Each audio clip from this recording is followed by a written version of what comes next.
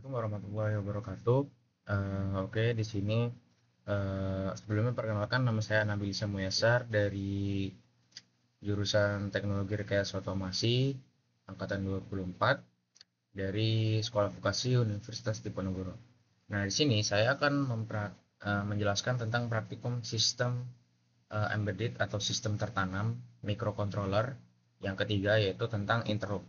Nah, di interrupt ini pada intinya kita menjalankan suatu sistem yang secara kontinu, lalu kita membuat satu gangguan atau satu interrupt untuk memberhentikan sistem kontinu tersebut.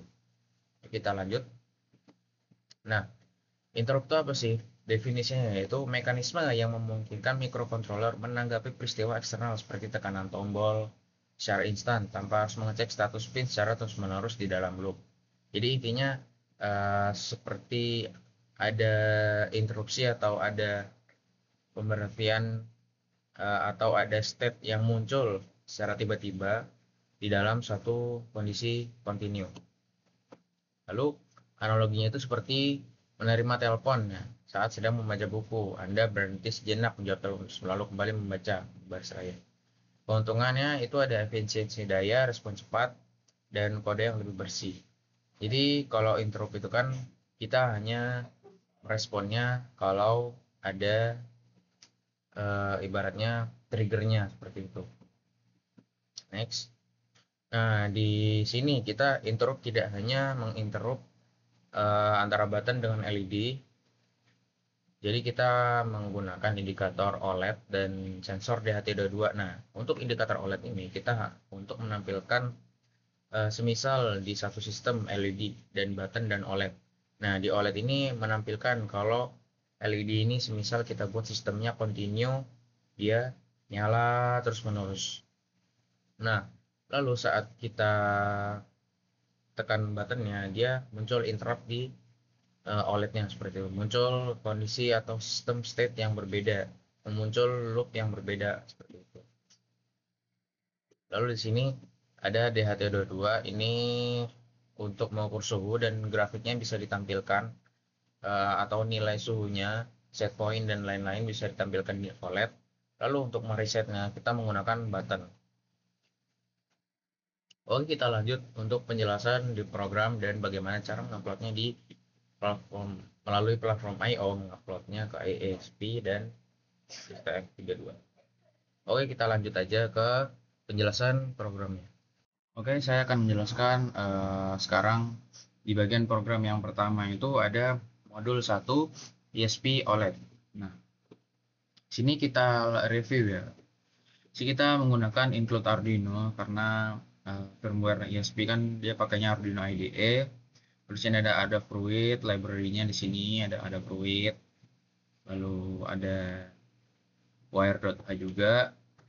Nah, lalu di sini kita ada beberapa variabel dan definisi untuk beberapa pin ya. Yang pertama itu ada screen width. Screen width ini untuk definisi dari OLED-nya itu sendiri itu memiliki lebar itu sekitar 128 bit atau byte ya, 128 angka.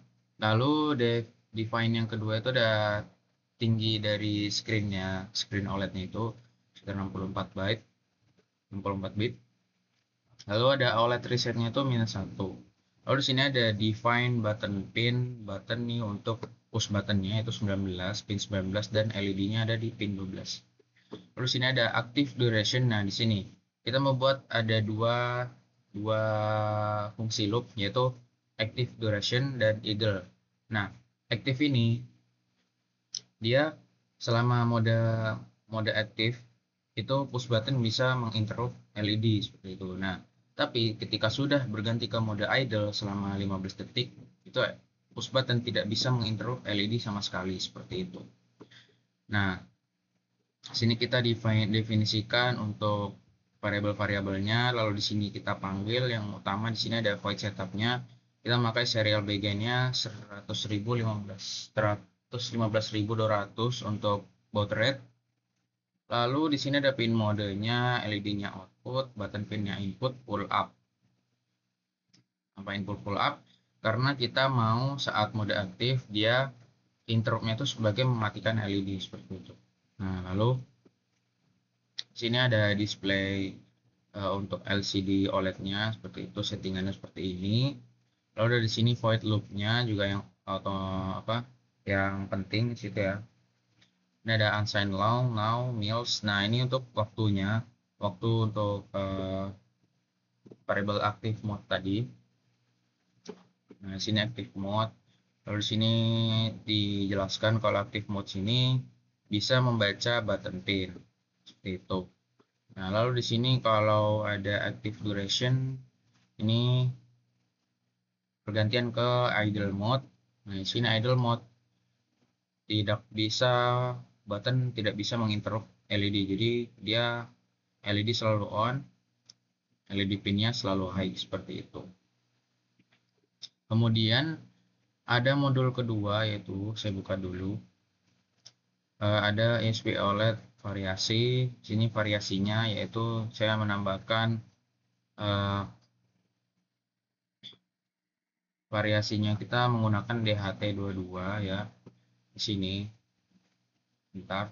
Ini kita pakai DHT22. Lalu di sini kita menampilkan untuk set point, temporal control system, temperature control system. Lalu di sini ada suhu current-nya, ada set point dan hysteresis-nya.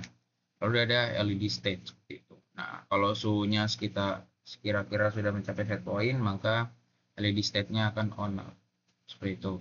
Kalau kurang dari set point dan kurang dari hysteresis, melewati hysteresis ke bawah, maka LED state-nya menjadi off.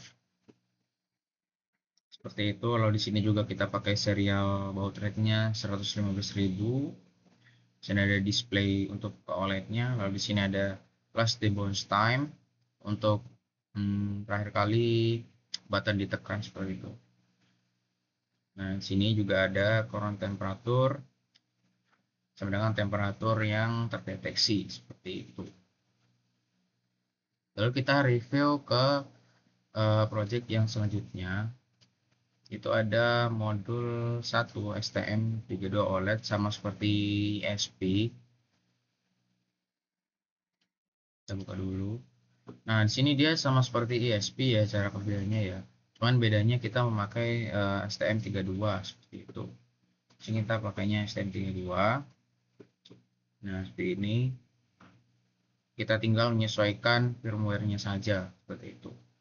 Kalau di STM32 kita pakainya looping utamanya itu pakai while. Kalau di ya, ESP itu karena firmware-nya Arduino itu pakainya void loop seperti itu.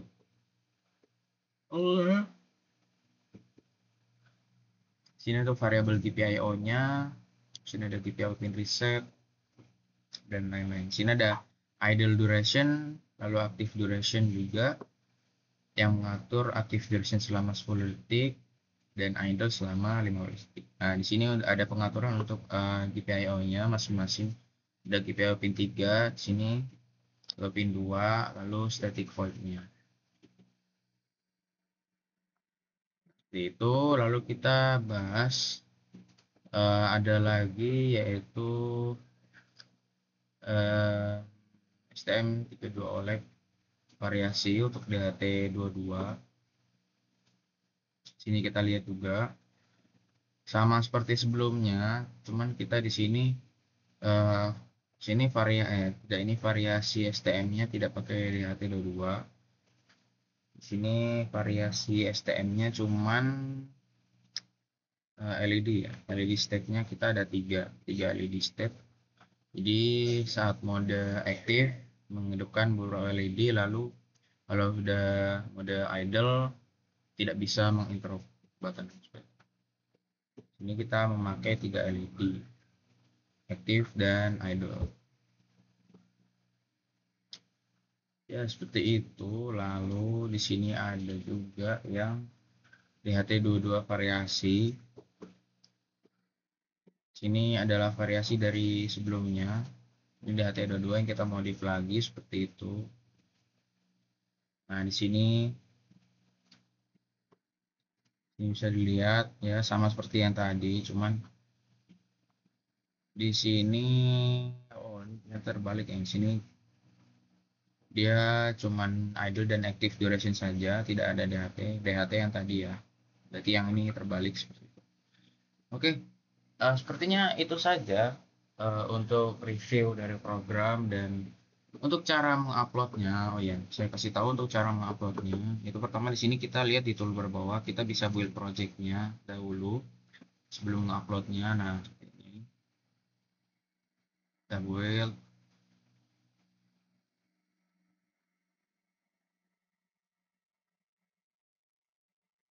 Kita tunggu.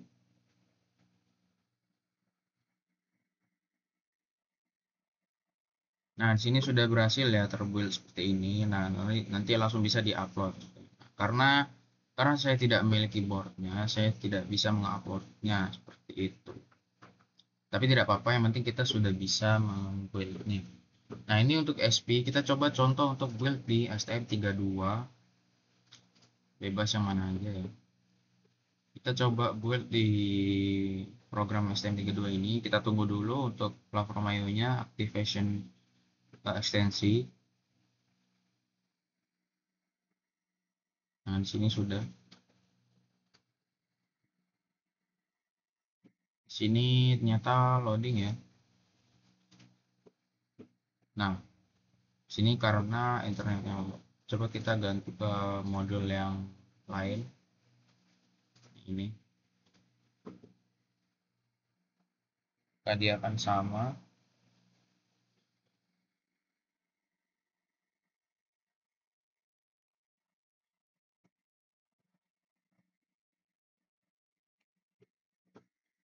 Nah, di sini sudah bisa loading teksnya ya. Nah, sudah berhasil, maka sana. Untuk tadi masalahnya mungkin karena foldernya belum masuk ya ke platformnya. Sini kita coba kita STM32 ini juga kita buat. Kalau bisa ya. Oke, di sini langsung sukses seperti itu. Nah, di sini kalau sudah seperti ini kita bisa langsung upload. Nih ya. Karena sekali lagi boardnya saya tidak ada, kita hanya mempraktekkan buildnya saja. Untuk upload sistemnya sama seperti build, dia hanya mengirimkan file ILF tadi yang setelah berhasil kita build muncul file.ilf ya. Kita lihat lagi. Nah, muncul file.ilf yang ini. Nah, dia akan mengupload semua data programnya ke STM seperti itu. Kita tinggal klik ini. Oke, kita sudah mereview ya untuk beberapa program yang kita praktikkan untuk variasi interrupt dan DHT22 dengan LCD OLED. Nah, setelah ini kita akan mencoba dan melihat hasil dari praktikum dengan video-video nanti ya. Ini ada beberapa video yang menunjukkan bahwa praktikumnya sudah berhasil untuk berbagai macam variasi program seperti itu. Oke, kita lanjut ke videonya.